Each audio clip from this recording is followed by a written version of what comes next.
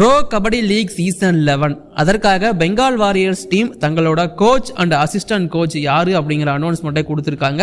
2 பேரையும் அப்பாயிண்ட் பண்ணிட்டாங்க ஒரே நாளில். அதற்கு முன்னாடி நாள் தான் அவங்களோட முன்னாள் கோச் கே பாஸ்கரனை ரிலீஸ் பண்ணாங்க. அடுத்த நாளே கோச் யாருங்கிறதையும் அனௌன்ஸ் பண்ணிட்டாங்க. இதே ஸ்ட்ராட்டஜியை தமிழ் தலைவாஸ் இன்னும் 1 அல்லது 2 வருடங்களில் பயன்படுத்த போகிறாங்க அப்படிங்கிறது தான் இப்போதைக்கு வந்திருக்கிற தகவல். ஸோ அது என்ன விஷயம் தெரிஞ்சுக்கலாம் இந்த வீடியோவில். இப்போ வாங்க வீடியோக்குள்ள போகலாம். சார் சார் ஒரு நிமிஷம் சார் சார் ஒரு நிமிஷம் சார் ஒரு நிமிஷம் சார் ஒரே ஒரு 1 நிமிட்டுங்க. Hello every friends, 1 minute please. So friends, first of all Bengal Warriors team வந்து பார்த்தீங்கன்னா Pro Kabaddi League season 10 and அதுக்கு முன்னாடி 9லையும் கூட ஒரே கோச்சை தான் அப்பாயிண்ட் பண்ணியிருந்தாங்க. கே பாஸ்கரன் சார் எல்லாருக்குமே தெரிஞ்சிருக்கும், நம்ம ஊரை சேர்ந்தவர் தான்.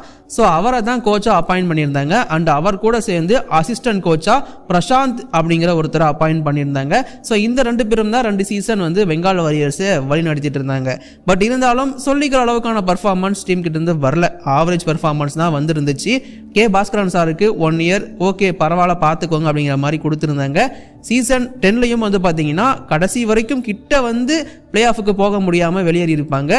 பட் இருந்தாலும் அவ்வளோதான் போதும் உங்களோட சர்வீஸ் அப்படிங்கிற மாதிரி கே பாஸ்கரன் சாரை ரிலீஸ் பண்ணி விட்டாங்க பெங்கால் வாரியர்ஸ். அதை பற்றி நம்ம தனியாக வீடியோ போட்டிருக்கோம், இன்னும் பார்க்கணும்னா பார்த்து தெரிஞ்சுக்கோங்க. சரி, இப்போ அடுத்து பெங்கால் வாரியர்ஸ் பிகேஎல் சீசன் 11க்காக யாரை சைன் பண்ணி எடுக்க போகிறாங்க அப்படிங்கிற கியூரியாசிட்டி நிறைய பேருக்கு இருந்துருந்துச்சு. ஆனால் எனக்கு கொஞ்சம் முன்னாடியே இது தெரிஞ்சது. ஸோ அவங்க யாரை அப்பாயிண்ட் பண்ண போகிறாங்க கோச்சா அப்படிங்கிறத. பட் அசிஸ்டன்ட் கோச் நான் கொஞ்சம் எதிர்பார்க்காத ஒருத்தர் தான். ஸோ இப்போதைக்கு கோச்சா அப்பாயிண்ட் பண்ணப்பட்டவர் யாருன்னு பார்த்தீங்கன்னா பிரசாந்த் அப்படிங்கிற ஒருத்தரை தான் ஹெட் கோச்சா அப்பாயிண்ட் பண்ணியிருக்காங்க.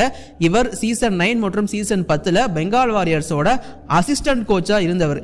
இவரை விட பெட்டர் கோச் பெங்கால் வாரியர்ஸ் எங்க தேர்னாலும் கிடைக்காது அவங்க டீமுக்கு. ஏன் அப்படி சொல்றேன்னு பார்த்தீங்கன்னா 2 வருஷம் டீம் கூட இருக்காரு. டீம் மேனேஜ்மெண்ட்டுக்கும் மேபி இவரை பற்றி நல்லாவே தெரிஞ்சிருக்கலாம். அண்ட் டீம் பிளேயர்ஸுக்கும் இவர் கம்ஃபர்டபுளாக இருக்கலாம். போத் மேனேஜ்மெண்ட் அண்ட் பிளேயர் கூட 2 வருஷம் டிராவல் பண்ண ஒருத்தர். அண்ட் இவர்கிட்ட மேபி ஸ்கில் நல்லதா இருந்திருக்கலாம். அதனால மேனேஜ்மெண்ட் இவரை வந்து இப்போதைக்கு ஹெட் கோச்சா அப்பாயிண்ட் பண்ணியிருக்காங்க பிகேஎல் சீசன் 11க்காக. அண்ட் இவர் இல்லாம இவர் கூட அசிஸ்டன்ட் கோச்சா பிரவீன் யாதவ் அப்படிங்கிற ஒருத்தர் அப்பாயிண்ட் பண்ணியிருக்காங்க. பிரவீன் யாதவ் வந்து பார்த்தீங்கன்னா ஒரு கபடி பிளேயர் தான், டொமஸ்டிக் நிறைய ஆடி இருக்காரு. பட் அவருக்கு கோச்சிங் எக்ஸ்பீரியன்ஸ் சுத்தமாக கிடையாது. ஸோ பிரசாந்த் அவரோட சிபாரிசு அப்படின்னு சொல்றாங்க பிரவீன் யாதவ். ஸோ எப்பவுமே ஒரு கோச் அப்பாயிண்ட் பண்ணப்பட்ட அந்த கோச் தன்னோட ஃபேவரட் ஒருத்தரை வந்து அசிஸ்டன்ட் கோச்சா அப்பாயிண்ட் பண்ணிப்பாங்க. அந்த மாதிரி தான் பிரவீன் யாதவ் வந்திருக்காரு. எந்த ஒரு கோச்சிங் எக்ஸ்பீரியன்ஸும் முன்னாடி இல்லாம. ஸோ என்ன பண்ண போறாங்க இந்த 2 பேரும் அப்படிங்கிறத வெயிட் பண்ணி தெரிஞ்சுப்போம்.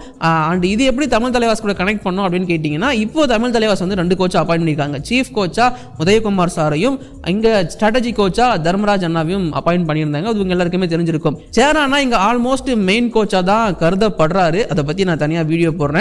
பட் இருந்தாலும் அங்க உதயகுமார் தான் ஹெட் கோச்சா கருதப்படுவார். ஸோ அப்படி இருக்கிறப்போ இங்க சேரானாவுக்கும் அவ்வளோ எக்ஸ்பீரியன்ஸ் இருக்கு கபடியில. பட் ஒரு கோச்சா எக்ஸ்பீரியன்ஸ் இருக்கான்னு கேட்டீங்கன்னா இல்ல. மேபி அந்த கெயின் பண்றதுக்கு அந்த மாதிரியான ஒரு சின்ன ஸ்டாட்டிஸ் கத்துக்கிறதுக்கு ஸ்கில் கத்துக்கிறதுக்கு கோச்சிங்னா எப்படி இருக்குங்கிறத அவர் தெரிஞ்சுக்கிறதுக்கு உதயகுமார் ஹெல்ப் பண்ணுவார். இங்க எப்படி பிரசாந்தை வந்து குரூம் பண்றதுக்கு கே பாஸ்கரன் சார் ஹெல்ப் பண்ணுவாரோ அந்த மாதிரி தமிழ் தலைவாஸ்லாம் நடக்கலாம் அப்படிங்கிறது தான் என்னோட ஒப்பீனியனா இருக்கு. அதனால தான் 2 கோச் அப்பாயிண்ட் பண்ணியிருக்காங்க தமிழ் தலைவாஸ்.